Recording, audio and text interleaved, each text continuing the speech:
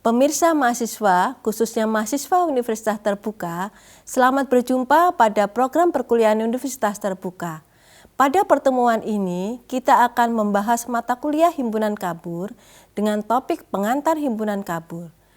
Tentu Anda sudah pernah mempelajari tentang himpunan pada saat Anda menempuh pelajaran di SMA. Himpunan adalah himpunan sekelompok orang atau sekelompok binatang ataupun sekelompok barang. Misalkan kita sebut himpunan mahasiswa. Kita bisa membentuk suatu himpunan mahasiswa H, yaitu Andi, Budi, Cynthia, Doni, Eni, Fani, dan Guntur. Dari himpunan H tersebut, kita bisa membentuk himpunan mahasiswa pria. Maka himpunan mahasiswa pria yang kita singkat dengan P adalah Andi, Budi, Doni, dan Guntur.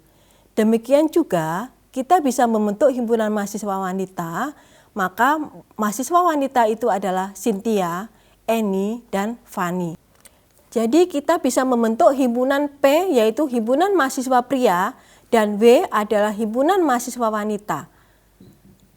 Andi adalah anggota himpunan mahasiswa pria dan Andi bukan anggota mahasiswa wanita. Setiap anggota pada himpunan mahasiswa mempunyai satu dari dua kemungkinan derajat keanggotaan, yaitu dia menjadi anggota atau bukan menjadi anggota. Apabila setiap anggota hanya mempunyai dua kemungkinan menjadi anggota dan tidak menjadi anggota, maka dia termasuk dalam himpunan sederhana. Fungsi keanggotaan pada himpunan sederhana dinamakan fungsi karakteristik. Fungsi tersebut dinyatakan dengan misalkan fungsi karakteristik jika dia menjadi anggota maka dia mempunyai nilai sama dengan 1 dan jika dia bukan anggota maka dia mempunyai fungsi keanggotaan sama dengan 0. Anggota himpunan sederhana itu hanya mempunyai 2 derajat keanggotaan menjadi anggota P atau bukan anggota P, ya atau tidak, 0 atau 1. Dan menjadi anggota dinyatakan dengan lambang seperti ini. Misalkan Budi adalah anggota P, maka mu Budi adalah sama dengan 1. Jika dia bukan anggota dari himpunan, maka dia mempunyai lambang bukan anggota. Misalkan Cynthia bukan anggota P dan mu P untuk Cynthia itu sama dengan 0. Sekarang kita akan mencoba lebih dalam lagi tentang himpunan kabur. Himpunan kabur bisa kita sebutkan contohnya misalkan himpunan sayuran. Kita bisa menyebutkan wortel, lobak, buncis, kangkung, daun singkong, bayam, brokoli, dan sawi hijau itu sebagai suatu sayuran. Jadi dia termasuk dalam himpunan sayuran S. Kemudian kita bisa membentuk himpunan sayuran berwarna hijau, misalkan kita sebutkan dengan H, yaitu buncis, kangkung, daun singkong, bayam, brokoli, dan sawi hijau. Jadi wortel itu adalah merupakan bukan anggota dari sayuran hijau dan buncis itu anggota dari sayuran hijau, bayam adalah sayuran hijau dan brokoli sayuran hijau. Wortel bukan merupakan anggota dari sayuran hijau. Tapi kita dapat mengetahui bahwa hijaunya buncis dengan hijaunya bayam itu adalah tidak sama. Tapi mereka sama-sama merupakan suatu anggota dari sayuran hijau. Jadi mereka mempunyai derajat keanggotaan yang berbeda-beda sesuai dengan derajat kehijauannya. Hijaunya bayam itu tentu berbeda dengan hijaunya buncis. Jadi setiap anggota H itu mempunyai derajat keanggotaan yang tertentu dan berbeda-beda sesuai dengan derajat keanggotaannya. Kita juga bisa menyebutkan bahwa wortel itu bukan anggota dari sayuran hijau. Karena wortel tidak mengandung hijau di warnanya. Jadi wortel itu bukan anggota hijau. Dengan demikian, kita bisa menyebutkan bahwa derajat keanggotaannya wortel pada sayuran hijau itu sama dengan 0. Tapi kita berbeda lagi jika kita berbicara tentang buncis. Buncis itu adalah anggota sayuran berwarna hijau. Tapi karena dia tidak terlalu hijau, dia mempunyai derajat keanggotaan kita bisa sebut sebagai 0,4. Kita juga bisa membentuk anggota H dengan derajat keanggotaan yang tinggi jika dia mempunyai warna yang sangat hijau. Misalkan sawi hijau, dia mempunyai derajat keanggotaan sama dengan 0,8. Kita juga bisa menyebutkan bahwa daun singkong itu sangat hijau sehingga dia mempunyai derajat keanggotaan yang sama dengan 1. Jadi dari pembahasan yang kita sebutkan tadi, kita mempunyai suatu himpunan di mana kalau himpunan sederhana, dia itu mempunyai derajat keanggotaan 0 dan 1, tapi kalau himpunan kabur, dia mempunyai derajat keanggotaan yang bervariasi antara 0 sampai 1. Fungsi keanggotaannya bisa bernilai 0, 0,1, 0,2, 0,4, 0,6 ataupun 1. Jadi kita bisa membentuk suatu perbedaan himpunan sederhana dan himpunan kabur. Pada himpunan sederhana, fungsi keanggotaannya itu adalah 0 jika dia bukan anggota dan 1 jika dia merupakan anggota. Tapi pada himpunan kabur, fungsi keanggotaannya itu bervariasi sesuai dengan derajat keanggotaannya. Nilainya antara 0 dan 1. Kita juga bisa membuat contoh tentang himpunan kabur, misalkan himpunan dewasa. Himpunan orang dewasa, kita bisa ceritakan bahwa dia untuk orang yang berusia 17 tahun atau lebih. Jadi jika kita melihat orang yang berusia 6 tahun, dia akan bukan merupakan orang yang dewasa. 10 tahun juga bukan orang yang dewasa. 15 tahun bukan orang yang dewasa, dan juga 16 tahun 11 bulan itu juga bukan orang dewasa.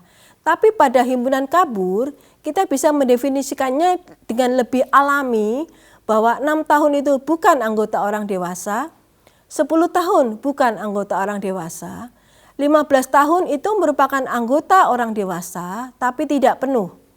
16 tahun 11 bulan anggota orang dewasa tapi tidak penuh. 17 tahun anggota orang dewasa, dan 20 tahun anggota orang dewasa. Kita bisa menggambarkan grafiknya dan kita bisa melihat perbedaan antara himpunan sederhana dan himpunan kabur sebagai berikut. Pada grafik ini terlihat bahwa himpunan sederhana itu mempunyai derajat keanggotaan yang jelas 0 sampai 1 dan perbedaannya sangat tajam. Jadi kita bisa melihat bahwa anak-anak itu antara 0 sampai 16 tahun, kemudian dewasa itu antara 17 tahun ke atas. Pada himpunan kabur, fungsi keanggotaannya itu lebih alami, artinya pada anak-anak itu antara 0 sampai 10, dia mempunyai derajat keanggotaan 1, kemudian setelah dia berumur 10 tahun ke atas, dia mulai menurun derajat keanggotaannya sampai pada usia ke-17, sehingga kita bisa membentuk bahwa orang yang berusia 16 tahun, dia itu mempunyai derajat keanggotaan setengah pada anak-anak dan juga dia sudah mulai mempunyai derajat keanggotaan pada himpunan orang dewasa. Contoh himpunan kabur yang lain adalah himpunan tentang variabel umur. Misalkan variabel umur ini kita bagi dalam 3 kategori, yaitu muda antara 0 sampai 35 tahun, parubaya itu 35 tahun sampai 55 tahun, dan tua untuk umur 55 tahun ke atas, maka kita akan bisa membentuk grafik keanggotaan orang berbeda-beda sesuai dengan umurnya yang bisa kita gambarkan sebagai berikut. Himpunan sederhana antara 0 sampai 35 tahun. Himpunan orang muda yang berumur 35 tahun sampai 55 tahun, dan himpunan orang tua antara umur 55 tahun ke atas. Pada himpunan kabur, himpunannya lebih alami, artinya umurnya itu lebih sesuai dengan kenyataan. Jadi misalkan antara 0 sampai 25, dia itu mempunyai derajat keanggotaan 1 untuk yang muda, kemudian untuk 45 tahun dia mempunyai derajat keanggotaan 1, tapi pada saat umur 55 tahun dia mempunyai derajat keanggotaan parubaya dan juga dia mempunyai derajat keanggotaan tua. Kita juga bisa membentuk himpunan orang muda itu dengan membentuk suatu fungsi keanggotaan orang muda dengan rumus berikut. Dengan mu X sama dengan 1 jika umurnya kurang dari 20, 30 dikurangi X dibagi 10 jika umurnya antara 20 sampai 30, kemudian 0 jika umurnya lebih dari 30 tahun. Kita juga bisa membentuk grafiknya sebagai berikut. Jadi kita bisa lihat bahwa orang yang berumur 0 sampai 20 tahun, dia mempunyai derajat keanggotaan 1. Kemudian pada saat umurnya 20 tahun, dia mempunyai derajat keanggotaan yang kurang. Jadi membentuk suatu agak turun grafiknya menjadi sekitar setengah. Kemudian pada umur 40 tahun, dia itu mempunyai derajat keanggotaan 0. Kita juga bisa membentuk fungsi keanggotaan pada orang muda tersebut. Misalkan Joko berumur 10 tahun, maka derajat keanggotaannya sama dengan 1. Jika Tandia berumur 21 tahun, maka dia mempunyai derajat keanggotaannya 0,9. Pada saat Parto umur 25 tahun, dia mempunyai derajat 0,5. Kemudian Tono, karena dia berumur 53 tahun, dia tidak termasuk orang muda lagi, maka dia mempunyai derajat keanggotaan sama dengan 0. Kita juga bisa membentuk fungsi keanggotaan orang muda dengan rumus berikut, misalkan sebagai mu X sama dengan 1 plus 0,04 X kuadrat pangkat min 1, sehingga kita akan membentuk grafik seperti ini. Grafiknya landai sesuai dengan umurnya setiap orang. Contoh lain tentang himpunan kabur adalah himpunan variabel temperatur. Kita bisa membentuk dingin, sejuk, normal, hangat, panas. Misalkan kalau dia itu suhunya antara 0 sampai 15, maka dia termasuk dingin. Kemudian sejuk bisa didefinisikan sebagai 15 sampai 25 Celcius. Kemudian normal antara 20 sampai 30. Hangat antara 25 sampai 35 dan panas antara 35 sampai 40. Kita bisa membentuk definisi himpunan kabur dengan secara lebih terstruktur bahwa himpunan kabur adalah suatu himpunan sembarang X yang anggota-anggotanya dinyatakan dengan derajat keanggotaan yang nilainya terletak antara 0 sampai 1 dan ditentukan dengan fungsi keanggotaan mu A pada X. Definisi bisa kita sebut sebagai seperti ini. Himpunan bagian kabur A dari X adalah himpunan yang berbentuk pasangan anggota dan derajat keanggotaannya, di mana mu A adalah derajat keanggotaan X pada himpunan A. Fungsi keanggotaan pada himpunan kabur dinyatakan dengan suatu fungsi keanggotaan. Jadi ada beberapa cara untuk menyatakan himpunan kabur dengan fungsi keanggotaannya tersebut. Untuk semesta yang diskrit biasanya dipakai dengan cara daftar, yaitu mendaftar semua anggota dengan derajat keanggotaannya masing-masing dan dibentuk sebagai himpunan pasangan berurut A, di mana A adalah himpunan X dan mu AX, di mana mu A tadi adalah merupakan derajat keanggotaan dari himpunan tersebut. Kita sebut juga misalkan A adalah himpunan kabur bilangan catah yang dekat dengan 3. Kita bisa membentuk fungsi keanggotaannya sebagai berikut, yaitu mu A sama dengan setengah X min setengah jika X antara 1 sampai 3, kemudian min setengah X min 5/2 jika X antara 3 sampai 5 dan 0 untuk X yang lain. Kita bisa mendaftar himpunan kabur tersebut sebagai A, yaitu anggota dari A adalah 0 dengan fungsi keanggotaannya 0, 1 dengan fungsi keanggotaan 0, 2 dengan fungsi keanggotaan setengah, 3 dengan fungsi keanggotaan 1, 4 dengan fungsi keanggotaan setengah, dan 5 dengan fungsi keanggotaan 0. Kita bisa mendaftar dengan cara yang tadi kita sudah bicarakan, dan kita juga bisa membuat grafik dari fungsi keanggotaannya sebagai berikut. Kita juga bisa membentuk fungsinya itu dalam bentuk fungsi pangkat. Misalkan mu AX adalah 1 ditambah 0,04 X kuadrat pangkat min 1. Kemudian bisa juga dalam fungsi integral, misalkan mu AX sama dengan 3/8 dari integral dari T kuadrat dt.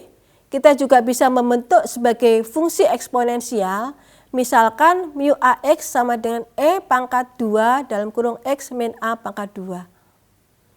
Pemirsa, khususnya mahasiswa universitas terbuka, pada saat ini kita bisa menyimpulkan bahwa himpunan sederhana adalah himpunan yang mempunyai fungsi keanggotaan 0 dan 1.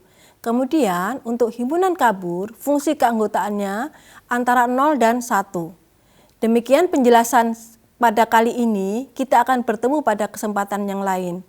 Semoga pembelajaran ini bermanfaat untuk Anda dan tetap bersemangat untuk belajar di Universitas Terbuka.